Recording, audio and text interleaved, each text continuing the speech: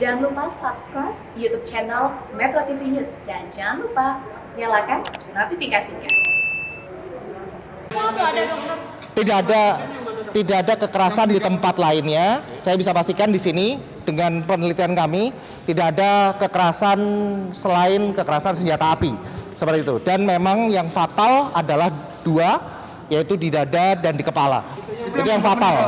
Yang fatal, iya pasti bikin meninggal. Kalau memar di badan itu Tidak ada kekerasan lain selain kekerasan senjata api seperti itu. Ya. Jaraknya dekat nggak? Jarak tembakannya dekat?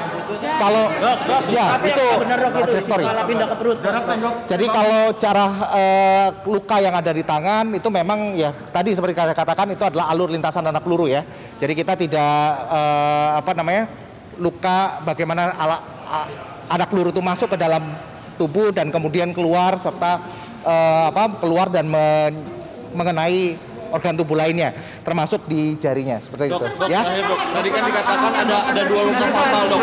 Itu ada dua luka fatal di dada dan di kepala. Ya. Berapa jarak tembak yang? Kalau jarak tembak kami sudah tidak bisa melihat lagi ya, karena ciri-ciri luka yang kita temukan pada tubuh pada saat otopsi kedua itu memang sudah luka bentuknya sudah pasti jenazah sebelum pada saat otopsi pertama kan sudah dibersihkan dan segala macamnya. Dan jadi dan bentuk luka kelim lecet ataupun yang kita temukan pada luka tersebut juga sudah tidak bisa kita warnanya ataupun bentuknya sudah tidak sesuai lagi dengan yang asli. Nah, sehingga kita tidak bisa menentukan apakah ini memperkirakan sebagai luka tembak jarak jauh atau jarak dekat atau sangat dekat seperti itu, karena ciri-ciri luka yang ada di tubuh saat ini sudah tidak bisa kita intervensi lagi karena sudah tidak fresh. Mungkin begitu ya. Berarti penyebab kematian itu tembakan ya?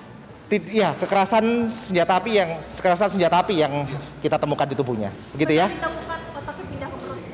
Ya, maksudnya itu tadi semua setiap tindakan otopsi pasti akan organ-organ itu pasti akan dikembalikan ke tubuhnya. Namun memang pasti ada pertimbangan-pertimbangan, baik itu misalnya adanya bagian-bagian tubuh yang terbuka, sehingga pada saat jenazah itu akan ditransportasikan pasti ada pertimbangan-pertimbangan ke sana juga, seperti itu. Ya, iya. Kenapa? Jadi yang jelas dikembalikan ke tubuh, namun memang ya itu tadi ada yang dengan pertimbangan karena jenazah akan ditransportasikan sehingga harus dilakukan beberapa tindakan yang seperti tadi ditempatkan di tempat-tempat agar tidak mengalami ceceran dan segala macam. Dokter, dari Ya. tembakan di kepala dan di dada itu apakah ketahuan, maksudnya udah bisa diketahui tembakan mana yang pertama kali diterima oleh almarhum Yosua? Ya, yang jelas luka yang fatal itu. Jadi saat ini tentunya sekalipun ada informasi yang bisa kami bagi kepada masyarakat, namun ada informasi-informasi yang tentunya harus kami jaga karena itu bagian dari penyidikan yang sedang terjadi. Namun kami bisa sampaikan ada 5 luka tembak masuk, 4 luka tembak keluar dengan yang fatal adalah di dada dan di kepala. Begitu ya? Ya. Untuk kaliber atau ukuran itu kami udah nggak bisa tentukan. Pada saat kita lakukan otopsi kedua ini, otopsi ulang ini, bentuk lukanya itu sudah tidak asli lagi ya, tidak sama seperti aslinya. Adanya pembusukan ataupun adanya pemberian formalin ya, pengawetan jenazah itu tentunya akan membuat bentuk luka itu mengalami perubahan. Jadi seperti itu. Jadi kita tidak bisa tentukan lagi tidak bisa seenak kalau kita otopsi pada jenazah yang fresh. Namanya otopsi ulang. Jadi ada keterbatasan, namun ini yang terpasti dan kita bisa sampaikan kepada masyarakat dengan menggunakan keilmuan kita yang sebaik-baiknya dari forensik bahwa memang luka-luka itu betul adalah kekerasan senjata api dan tidak ada luka-luka lain selain kekerasan senjata api. Begitu. Dokter, Ya. Nah, sebelumnya kan sempat ada foto yang memperlihatkan ada sejumlah luka di bagian tubuh Brigadir J. Nah, itu apakah tidak teridentifikasi pada otopsi kedua ini atau memang jangka waktu? oh enggak, jadi justru itu yang menjadi fokus kami ya. Justru menjadi fokus kami untuk melakukan pemeriksaan sesuai informasi yang kami dapatkan juga dari keluarga pada bagian-bagian tubuh tertentu. Itulah yang kita lihat dan memang sudah kita pastikan baik secara makroskopik dengan menggunakan pemeriksaan dengan cahaya forensik ya, serta dengan mikroskopik bahwa itu kita pastikan tidak ada luka di sana ya. Begitu. Oke? Ya. Oh, mungkin itu nanti saya pasti akan lebih jelaskan lebih jauh di sidang pengadilan. Ya. Berarti 9 kali tembakan atau ada peluru yang bersarang? Tidak, tentunya 5 luka tembak masuk, bukan 5 kali tembakan. Ya, kalau secara forensik kita tentukan kenapa? 4 ya, berarti tentu ada 4 keluar.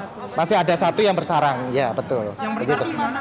Yang sesuai dengan sesuai dengan trajektorinya dari arah alurnya itu kita bisa tentukan ada yang bersarang di dalam tubuh, gitu.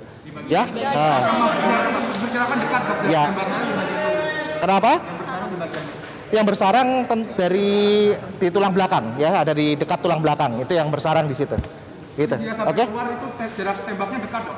Saya tidak bisa, kita gini, dari pola luka, ciri-ciri luka yang kita lihat itu kita tidak bisa lagi tentukan ini luka tembak jarak jauh atau dekat atau sangat dekat karena gambarannya sudah sama.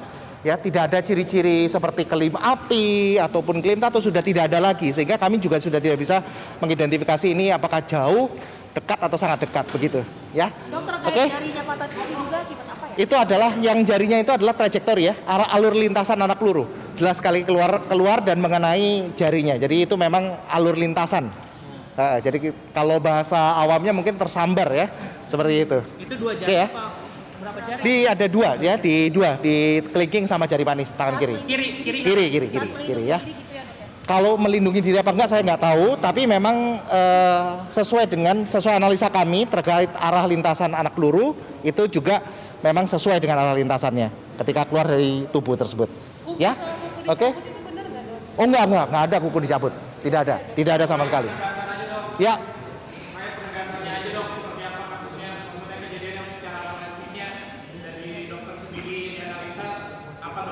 Ya itu tadi saya penegasannya seperti ini bahwa kita sudah lakukan pemeriksaan sebaik-baiknya terhadap tubuh Brigadir Yosua dengan keilmuan forensik sebaik-baiknya dengan semua pemeriksaan yang kita miliki baik secara otopsi maupun pemeriksaan penunjang dengan pencahayaan hingga pemeriksaan mikroskopik.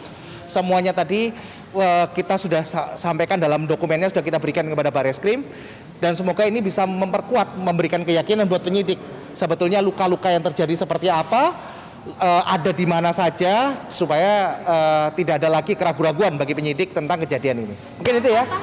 Ya. Terima kasih semuanya. Kematian itu kepala belakang apa? Sama. Tadi saya katakan ya, fatal di dada dan di kepala. Ya. Dua-duanya fatal. Dua-duanya fatal. Dua-duanya fatal. Kepala dua-duanya fatal ya. Dua-duanya fatal. Dua-duanya pak. Mana? Oh my god.